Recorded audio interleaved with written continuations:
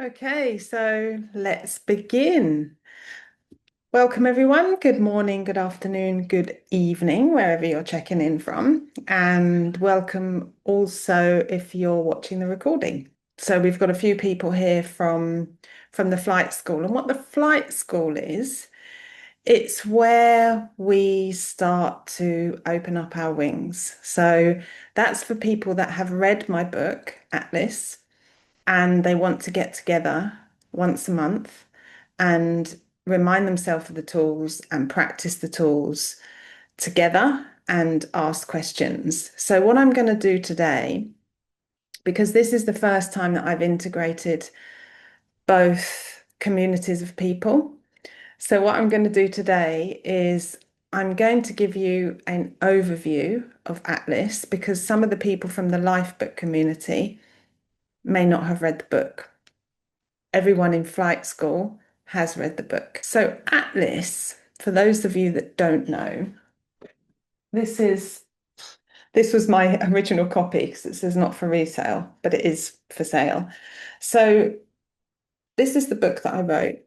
It's called Turbulence, as intense as it gets. It's just turbulence. Master the 5 tools of Atlas to navigate the storm.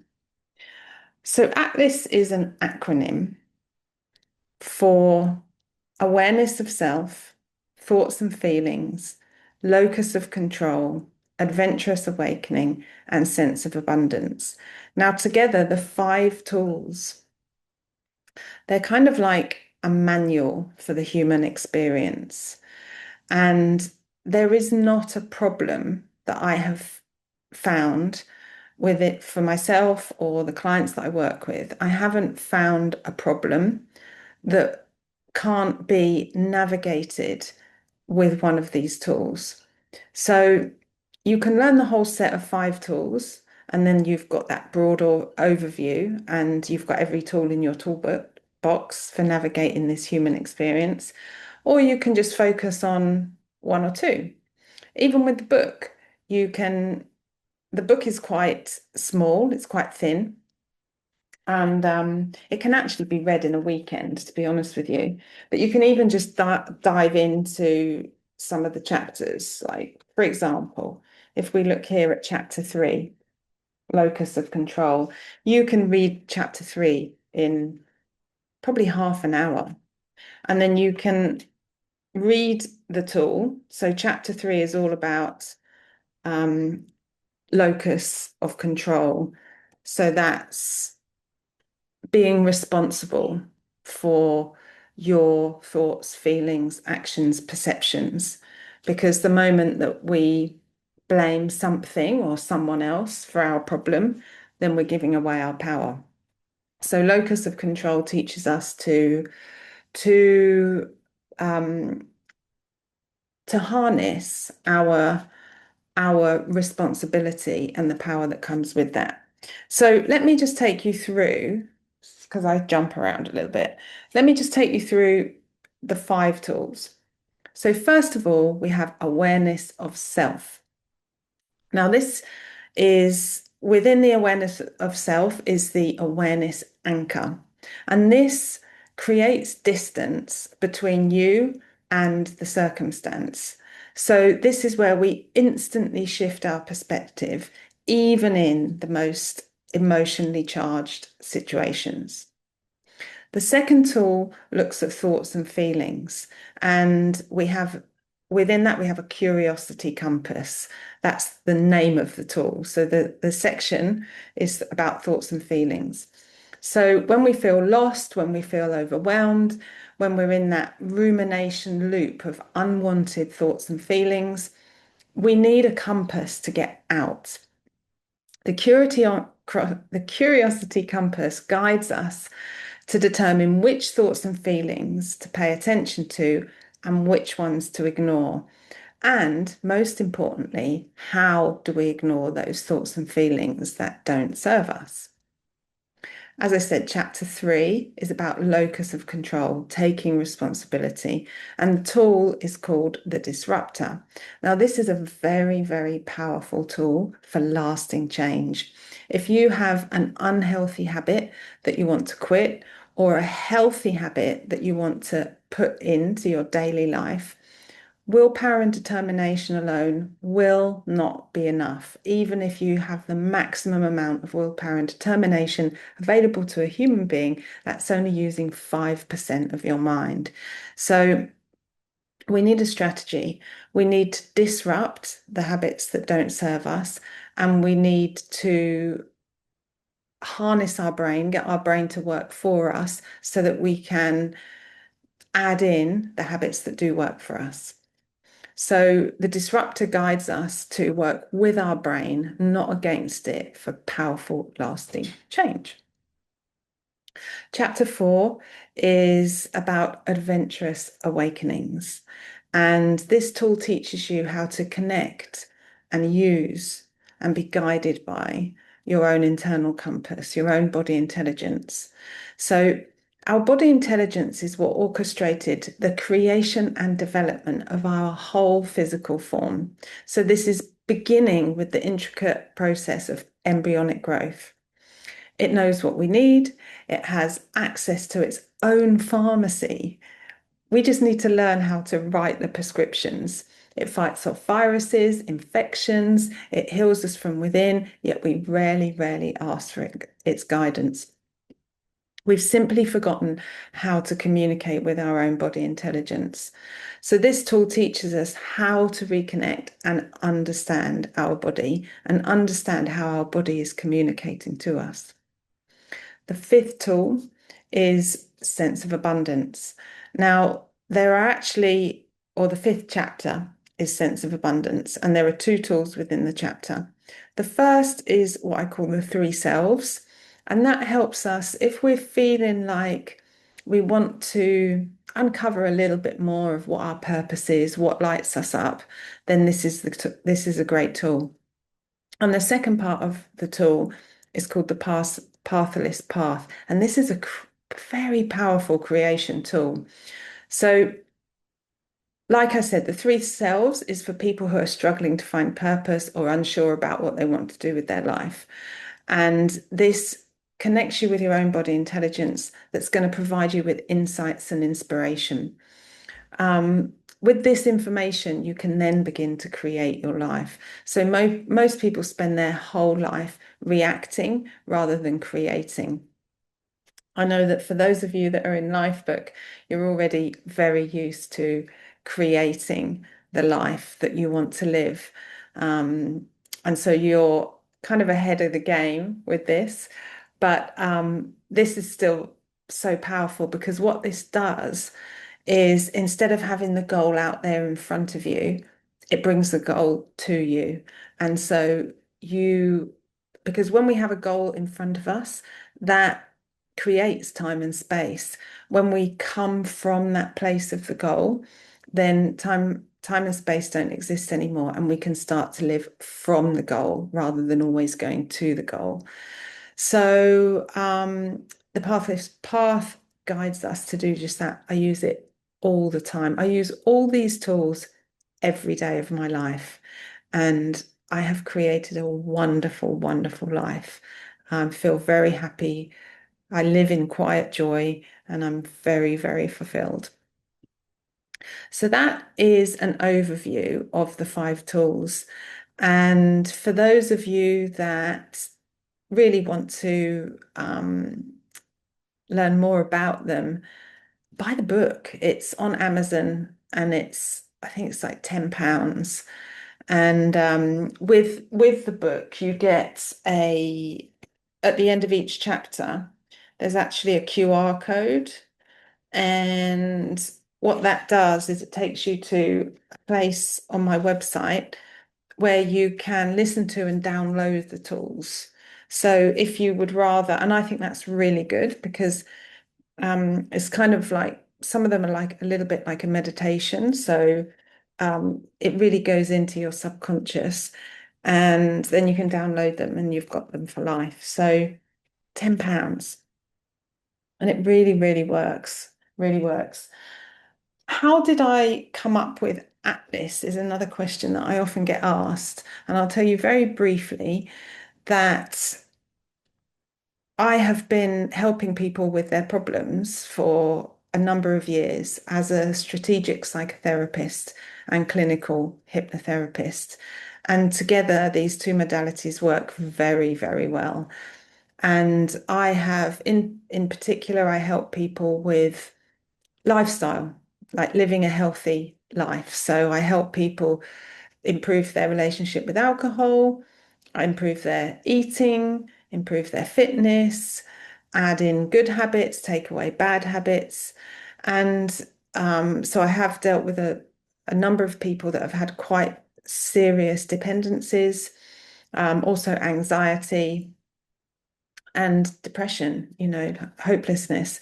So all of the people that I've worked with, I recognize that even though each problem is unique, everyone is unique, everyone's problem is unique, but they followed a pattern.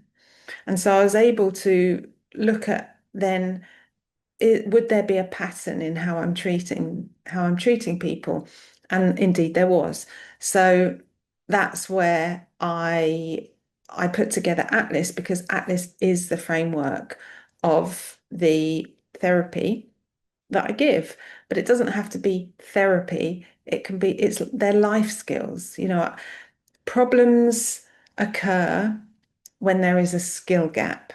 That is what strategic psychotherapy teaches us. There is a problem because this person does not have the mechanism within that problem space to not do the problem because the problem is there until it's not. Someone is anxious until they're not. Someone is overwhelmed except when they're not. So problems are skill gaps, and these tools are skills. You can read them once, you can listen to them once, and you can feel that emotional charge reduce. You can feel the power of that skill. But the more you practice it, the more they become your go-to place when you really need it. So they're skills to use in the moment. They will shift your inner state instantly. The more you practice them, the stronger they become. Okay, so the other thing that I wanted to share with you is I was interviewed last week by a podcast by a lady who has a podcast, and it was all about divorce. So she's called the Divorce Strategist.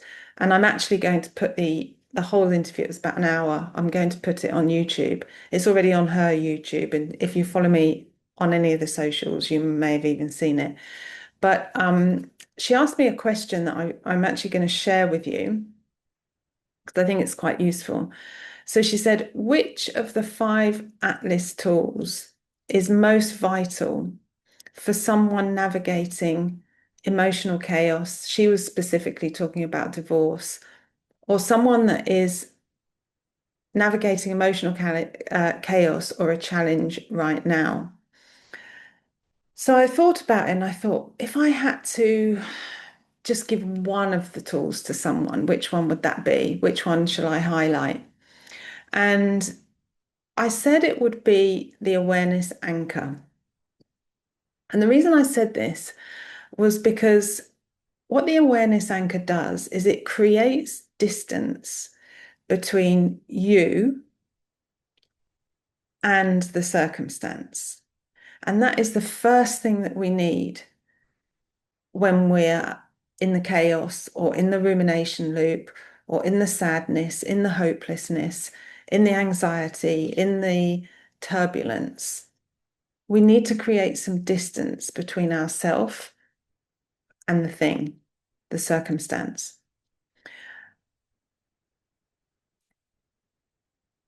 Another important insight is when we add anything to I am, we immediately limit ourselves. So, for example, if I say, I am anxious, I am feeling sad, or even if you label yourself with your profession, I am a doctor, I am a cleaner, I am a wife, I am divorced, I am pick your word. Whenever you say that, you're immediately limiting yourself. And this is why in the first chapter of that book, I say you have squeezed yourself into the narrow frame of an individual. Now, what are you going to do about it? So the very first tool that I present in my book, Turbulence, is the awareness of self. And what this does is it gently guides us to a place where we can inquire. We can inquire, what is it that is aware of this thought or this feeling or this circumstance or this name? Is this awareness that is aware of the thought or the feeling or the circumstance, is it itself disturbed by the circumstance? In fact, has it ever been hurt by the circumstance, etc., etc.? So what I thought that I would maybe do this evening is I would read you the first few pages of the book that introduces the awareness of self, because I can't say it any better than what I wrote in the book. So I'm going to do that. I'm going to read it to you because I think it's an extremely powerful tool. Right, let me find my book.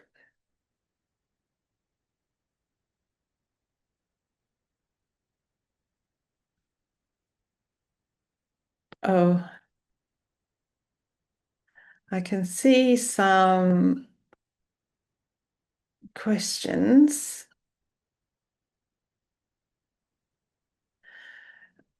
I will put a link into, I'll put a link, where should I put the link? I'll put this on YouTube and I'll put a link to where you can buy the book. Thank you. Okay. So if you see me looking down here, it's because I am reading. So chapter 1, awareness of self. Perceived limitation versus infinite potential. You have squeezed yourself into the narrow frame of an individual. Now, what are you going to do about that? Do you ever feel that there is a you beyond the surface you? This deeper you has always been there, unchanged and ageless. This presence has remained the same as far back as you can remember. It was there when you were 10 years old, 15 years old, 25 years old, and it remains the same today. When you connect with this you, it becomes an observer of your thoughts, feelings, and everything that comes at you through your senses. At first, you might refer to this you as the mind, but there is a persistent feeling that there is more to this you than just the mind. While calling it the mind might seem satisfying, it leaves many questions unanswered. Some people refer to this you as consciousness, spirit, higher source, or being, which I suggest is closer to the truth. Some spiritual teachers call this you the I am before anything is attributed. I call it my true self or true nature, and I invite you to call it whatever you choose. You might be wondering why this recognition of our true self or true being is so important. Good question. Without this recognition, we mistakenly identify ourselves as a separate self, a limited being burdened with our thoughts, feelings, and perceptions. This can be overwhelming, disempowering, and hopeless, making us feel lost and helpless to effect powerful change. The separate self is a mental construct that we have created with words, an image created through our experiences and conditioning, many of them subconscious. This separate self, often referred to as the ego, is an illusion, which is not to say it doesn't exist. It exists, but it is not what it appears to be. Once you become aware of your true self and spend time connecting with this deeper part of you, you begin to experience the infinite, boundless, timeless power within. Just like any new tool you discover, you must learn how to use your true self properly to experience its full value. The more you engage with your true self, the better it performs. Your true self doesn't communicate with words. It's not rational in the conventional sense. You must learn a new way to converse with this inner essence, a dialogue of intuition and feeling, a language beyond words that promises a more profound understanding of yourself and the world around you. Fabulous, you might say, but how is this newfound awareness of true self actually going to help when I need it the most? First, let's explore the underlying nature. In other words, the essence or substance of the true self, which is inherently free from the content of all experience, thoughts, feelings, and perception. I'm going to say that bit again because it's really important. First, let's explore the underlying nature. In other words, the essence or the substance of the true self. And this is what cannot be taken away. By the way, if you hear birds in the background, I have birds and they're free to fly around and they've just woken up. So our true nature is inherently free from the content of all experience, thoughts, feelings, and perception. And I love the simple reflection of deep sleep.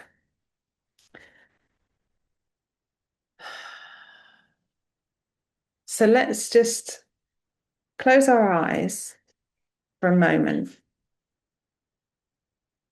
and let's recall a time when you woke up knowing that you had a terrific night's sleep.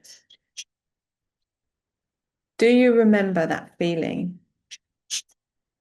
of deep restfulness? How did it feel?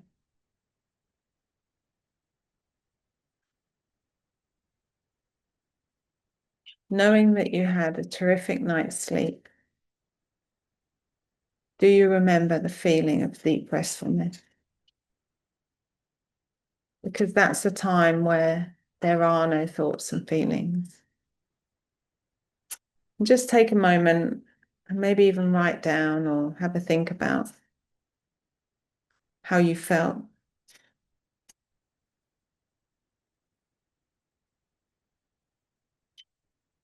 Now, you may have written down emotions such as contentment, peace, love, safety, happiness, and relaxation. Deep sleep is the closest we get to experiencing the nature of the true self. And this is due to the complete absence of thinking, senses, sensing, and perceiving. That feeling you have upon waking from deep sleep is the pure knowingness of self.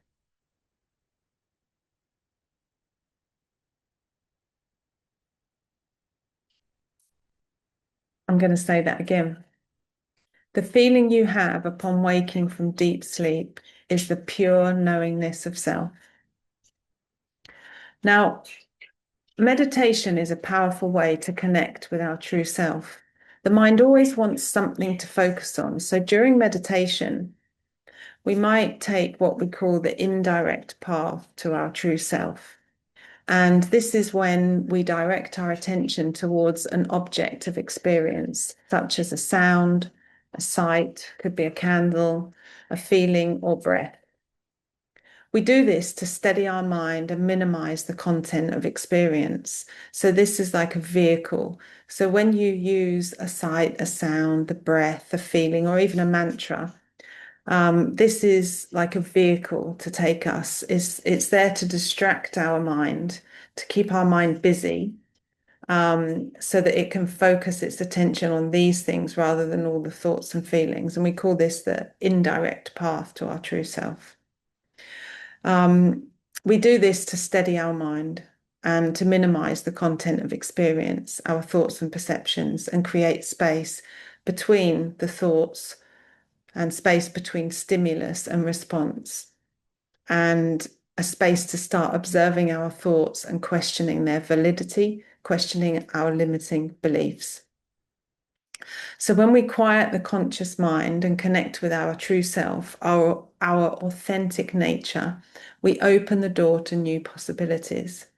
Once we connect, the knowing of our own being, our true self, is undeniable, and we can be absolutely certain that this is the most secure and fulfilling experience that there is. When we face challenges, the recognition of our true self can bring profound comfort and clarity.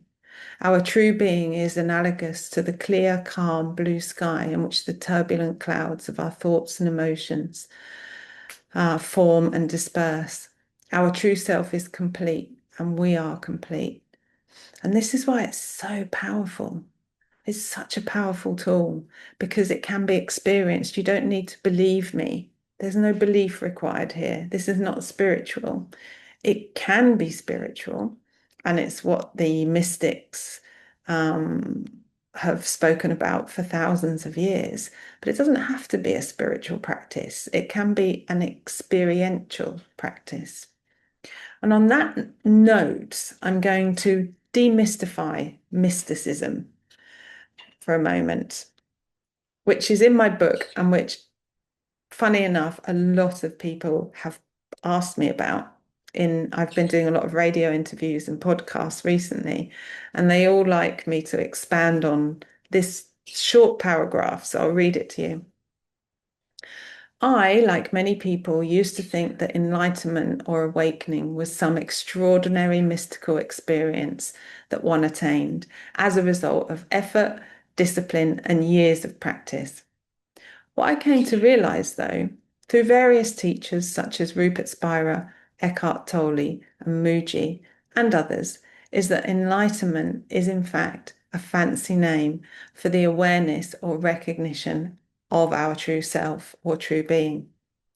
Not the being that we might become if we practice hard enough, but the being that each of us is now,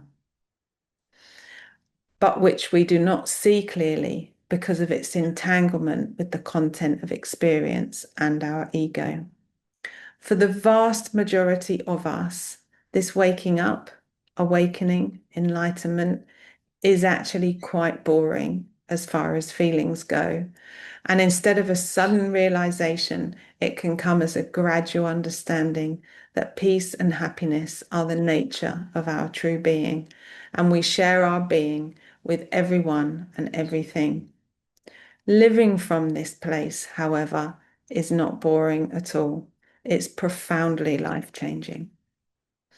So I'm going to give you the key takeaways from chapter 1, and that is almost chapter 1. So you can see the whole book is not that big.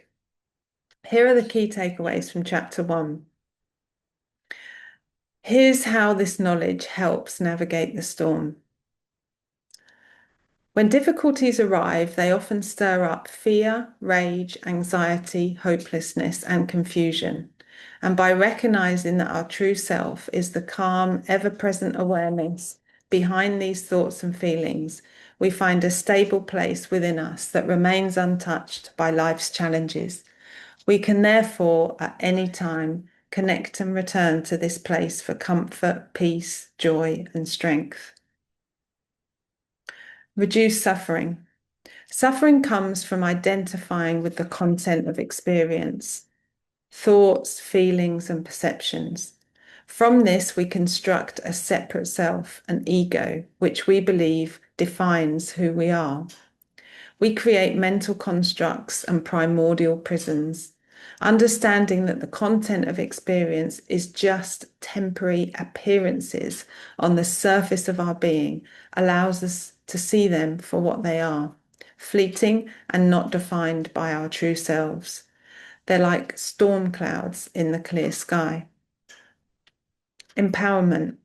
When we understand that we are infinite, boundless, timeless, indivisible consciousness, we realize that we have an immense inner resource to draw from.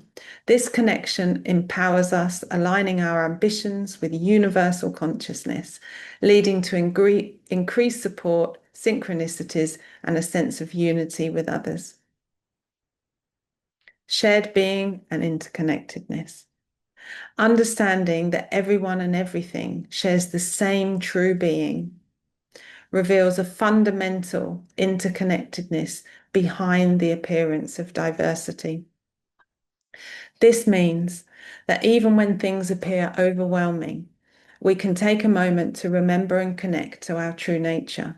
We can find solace in the fact that the essence of who we are is always untouched, always at peace, limitless, and always free.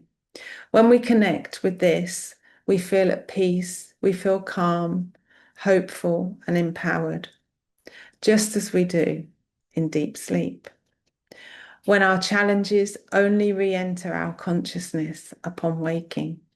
And I'm sure that we all feel this. You have that feeling that for just a few seconds when you wake up in the morning, you feel at peace, love, comfort, until you remember, until the thoughts and the feelings and the circumstances flood your being again.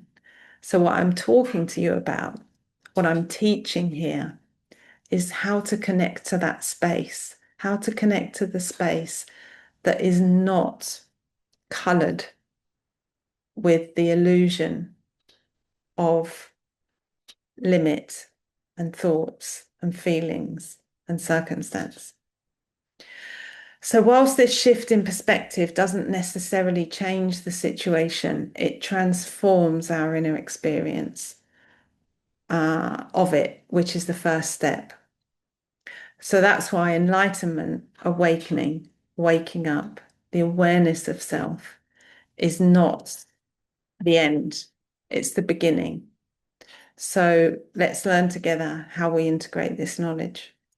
So then I go into teaching you how to connect.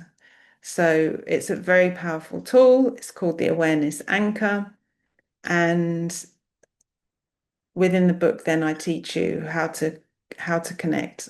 So like I said, you can either read the book, the pages of the book, or you can scan the QR code and that will take you to an audio where I teach you how to connect with your true nature and how to always come back to this place of peace and love.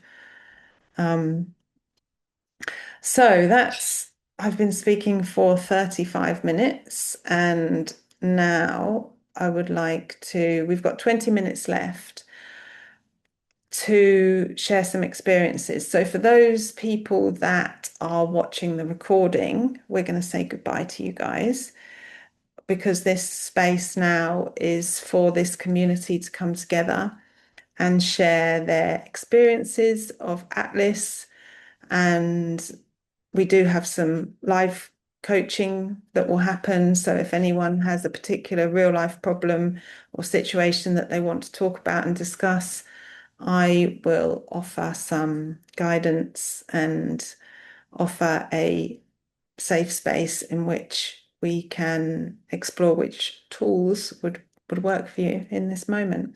So for now, bye-bye to everyone who's watching the recording, and thank you very, very much for joining us.